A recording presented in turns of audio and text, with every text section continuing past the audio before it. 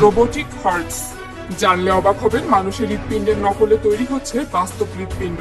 আগে বিজ্ঞানীরা শক্ত ধাতব মেশিনের হার্ট ব্যবহার করত, কিন্তু নরম আর নমনীয় এই হার্ট আসল হার্টের মতোই নড়াচড়া করতে পারে। ইউরোপের এক বিশেষ ল্যাবে এই হাইব্রিড হার্ট বানানো হয়েছে। এমনকি হার্টের চারপাশে মোড়ানো একটা কভার বানিয়েছে, যেটা বাইরের থেকে চাপ দিয়ে হার্টকে রক্ত পাম্প করতে সাহায্য করে। বিজ্ঞানীরা বলছেন এটা মানুষের শরীরে লাগানোর মতো পর্যায়ে পৌঁছে গেছে। একদিন হয়তো এই সফট রোবোটিক হৃৎপিণ্ড হয়ে উঠবে হার্ট ফেইলিওর রোগীদের জীবনের শেষ ভরসা।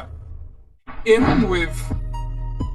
এটা হলো সমুদ্রের ঢেউ থেকে বিদ্যুৎ তৈরির এক নতুন পদ্ধতি।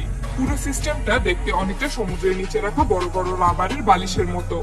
যখন ঢেউ আসে তখন সেই বালিশগুলোর উপর পানি চাপ দেয় আর ভিতরের বাতাসকে টারবাইনের দিকে ঠেলে দেয়। সেই টারবাইন ঘুরেই তৈরি হয় বিদ্যুৎ। মজার ব্যাপার হলো, ঢেউ থেমে গেলেও বাতাসের চাপ কিছুক্ষণ থেকে যায়, তাই বিদ্যুৎ উৎপাদন তখনও চলতে থাকে। ইউরোপের উপকূলে ইতিমধ্যে